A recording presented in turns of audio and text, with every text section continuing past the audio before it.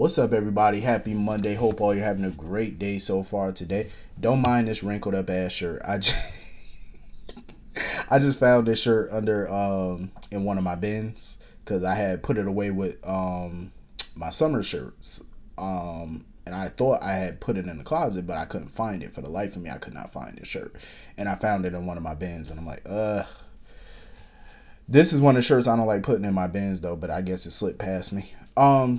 Trying to get all my summer stuff out because it's starting to get nicer now.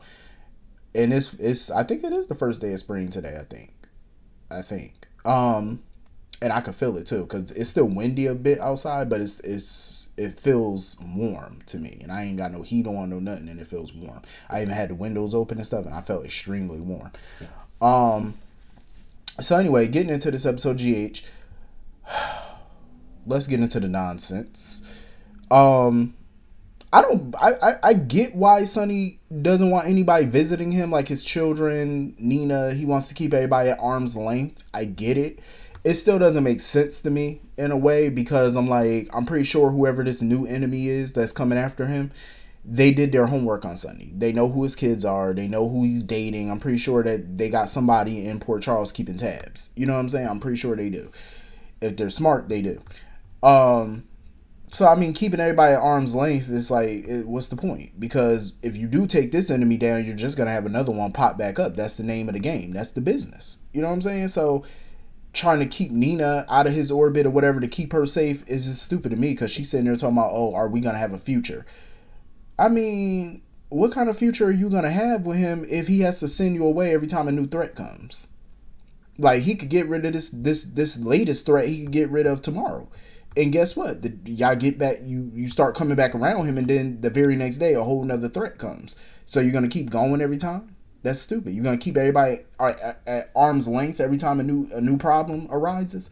That's not sustainable. You know what I mean? Like you still got to live your life. Your kids still need your time.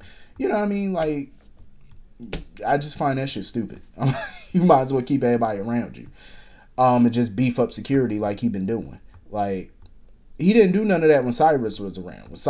When Cyrus came in town, he didn't keep everybody at arm's length and all that stuff. He just beefed up security and did what he had to do. Might as well do that now. I mean, what's so different now? You know what I'm saying? Like Cyrus tried to take out his entire damn family in one day at the same time. You know what I'm saying? Whoever this new enemy is, they came specifically at Sonny. They didn't come after everybody. So, I mean, what's the point of sending people away? You might as well keep Nina and everybody else in your orbit. I'm just saying. So anyway, moving on from that, I do understand where Valentine was coming from with Lucy. Like he felt like him and Anna just need to cut their losses and let Lucy go back to Port Charles or whatever, and they run because the plan done went south. But Anna wasn't gonna accept defeat. I do feel like Anna was crazy from the get-go to even bring Lucy in on this to try to seduce Victor because it was downhill from there. Lucy is a wild card.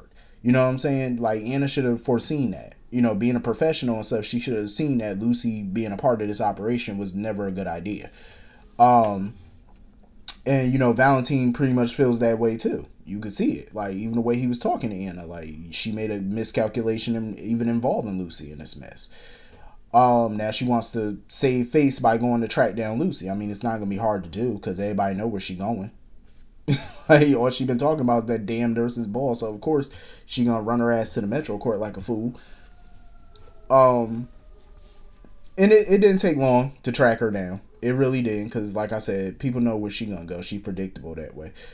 This fool done dressed up as like some little school mom or librarian or whatever, something from the 60s. Like she just looked crazy. Eavesdropping on Maxie and Bobby's conversation. I was sitting there laughing my ass off because the shade that Bobby and Maxie was throwing Lucy about playing in that ball. They was like, oh, she made this shit seem like it was harder than what it is. She said, we done already got donors. We already got this. We already got that. And she tried to make it seem like it was that hard. Lucy sitting there listening like, I know these bitches ain't talking about me. I'm like, yeah, they talking about you. They throwing shade and you supposed to be dead. And I'm just thinking like, how y'all just gonna throw shade on dead folk like that? That was messed up. But I said, it was funny as shit. I'm like, it's true. Lucy do exaggerate things. But I mean, it shouldn't be hard to get backers for the nurses' ball anyway, because most of the people in that town are wealthy, and I'm pretty sure they don't mind cutting a big ass check, for a worthy cause. They do it all the time. I mean, shit, look at the money they spend on nonsense every day. So cutting $1 million, $2 million, $5 million check should be nothing to these people. Um, I love the way Maxie defended herself at the Crimson office, though. Crimson Deception office. The way she elbowed Lucy, took the wind out of her little ass. Um, Anna was not playing with Lucy, because Lucy sitting there talking about, oh, I want you to be my eyes and ears, and I run the ball from behind the scenes. No, man. She needs to just sit on down and let Maxie and Bobby handle it like they've been doing. They pretty much got everything covered, so there's no need for Lucy to be involved in this. Um, Anna was not playing with her. Anna came up in there and was like, listen, I ain't got time to explain nothing to you, Maxie, but she pointed at Lucy. She said, you come with me now. Let's go. Like, she was not playing with her. Over here causing problems. Now, what if Victor would have seen her? Because she was literally like right there. Victor was at the bar, she over here. I'm like, all he had to do was turn his head, look in her direction, and boom, you would have got made. And that's what pissed Valentine off, because once Lucy is made, then the whole plan is done. Because now he gonna know that since Lucy's alive, Valentine and Anna are too. You know what I mean? Like, she about to fuck the whole plan up. Speaking of Victor, I don't understand Spencer. Like, why he even asking for Victor's help in the first place with this Esme situation? Because I'm like, don't him and Trina and Jocelyn and Cam already have a plan in place to get the charges against Esme dropped, so that way she doesn't have to go to prison and the baby's not going to be in prison? So why go to Victor and ask for his help to make sure that Esme doesn't go to prison? I mean, Robert's already dropping the charges. And then on top of that, he's already pledging his loyalty to Victor. That's a bad move on Spencer's part. He claimed he didn't want to be a part of the Cassadines. He didn't want to be a part of that lineage. He didn't want nothing to do with their drama. He wanted to be his own person, but yet you're running to Victor for help, of all people, and defending him to Bobby. And I felt like that was a risky move on Bobby's part to confront Victor. I understand she blames him for what happened to Luke, as she should, because he did orchestrate it. But I feel like that was too dangerous for her, because I'm like, her confronting him and accusing him the way she did, we all know Victor got a screw loose. Anybody he perceives as a problem or gets up in his face, he doesn't have a problem with eliminating you. You know what I mean? Like, look at what he did. He sat there and had something to do with Laura's mother's house burning down just to get Laura the hell out of town for a while. We all know he had something to do with that fire that happened to Leslie's home. So if he could do that just to get Laura out the way, imagine what he could do to Bobby just for stepping to him the way she did. Because she got I mean, I respect her moxie. I do, because Bobby can be a badass. Like, she's not afraid of nobody. And I could respect it. You know what I'm saying? But tread lightly when you're dealing with a psycho. And Victor's a sociopath. Like, he has no problem with taking anybody out over the smallest of things. Like, he has no issue whatsoever doing that. So be careful when you step to him. I'm just saying, like, it took a lot of balls for her to do it. I give her that. She definitely got like I said, she got a lot of moxie. But, you need to calm that little moxie down. Victor is not above taking folks out now that step to him the way she did. Calm down now. Better pick on somebody else, because that ain't the battle that you want. So anyway, moving on from that, Valentine done got caught out by Carly. He on the footbridge, and she done seen him. And Carly and Drew kind of pissed me off with their little attitude. Oh, why should I trust you? Why should I this? Why should we not turn you in? Why should we listen to you? Oh, I demand to know, like, what's the whole plan? Who the hell do y'all think y'all are? First of all. Like, he ain't got to tell either one of you a damn thing. Like, and my thing is, they should know why he faking his death at this point. You know what I'm saying? Like, obviously it has something to do with Victor. So if you snitch him out, do you not know the repercussions that's going to have on everybody in that town? The repercussions that it could have on Charlotte?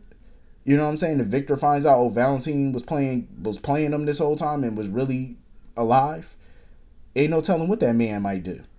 You know what I'm saying? So it would be in their best interest to keep quiet about it. But of course, they got to act all smug and, oh, well, I want to know the whole plan. Drew, shut up. I wouldn't tell him nothing. I wouldn't tell Drew a damn thing. I understand Valentine might think Drew could be of some use, but I'm like, for what? What can Drew possibly do to help y'all? Drew just comes off sometimes as a damn Neanderthal. Like, he really does. He just comes off clueless half the time. It's like,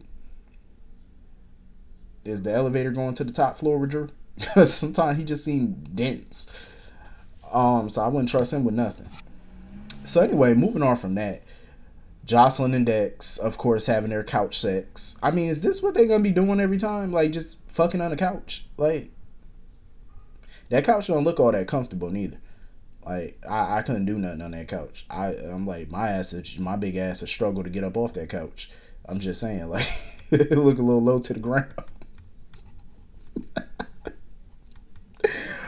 Oh my goodness! Like, she's sitting there talking about, oh, she want to know, she wish she could know who the boss is. Well, you're about to find out. The boss just knocked on the door, and that was stupid of Michael. Go come there, Dex. It's Michael.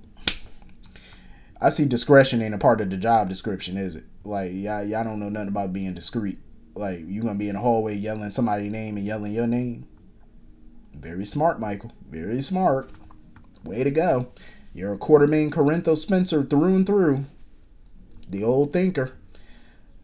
Dumbass. I'm like, you couldn't just send that man a text and have him meet you somewhere or something in an undisclosed location? Like, you gotta go to his door, not knowing if Sonny even got somebody watching. Like, for all you know, Britt could have been watching, like, and texting Sonny, like, oh, Michael just showed up. You know, discretion is the key here. It's the better part. Like, come on now. I'm just over Joss and Dex. I know they got their little fan base so far on Twitter. I be seeing people talking about, oh, people hating on them. Ain't nobody hating on their ass. Some people just not feeling them. I'm one of them. Ain't no hate over here. I don't see the appeal of them together. I don't see it. Because it just seemed like it's a bunch of whining to me in that scene, and I'm just like, I'm not here for it. I think he could do better. I'm just saying, don't get me wrong, Jocelyn is a good looking girl, but emotionally she not there. She has a lot of growing to do in that department. You know what I'm saying? Like, this is a grown man she dealing with. You know, she got some growing to do. So I feel like emotionally she's not grown up enough for that type of relationship that she's trying to get into with him. It just ain't gonna go down that way. So anyway, moving on from that. That whole Willow, BLQ, Michael, Drew scene, I could give a damn about that scene. I'm not even gonna hold you. I mean, don't get me wrong, the actors and actresses are killing it. They are. They're knocking it out the park. But it's just like, I'm over this cancer storyline. It's dragging at this point. Like, oh, Willow might be too weak to go through with the transplant. Oh, she might be this. Oh, we got to postpone the wedding.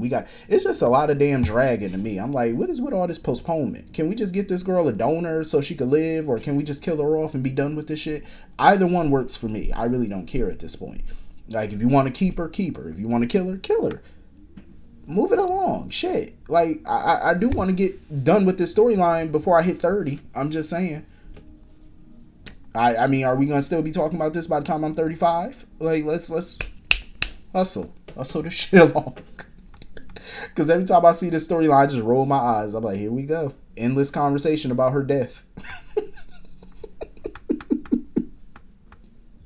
I'm like, here we go with this shit.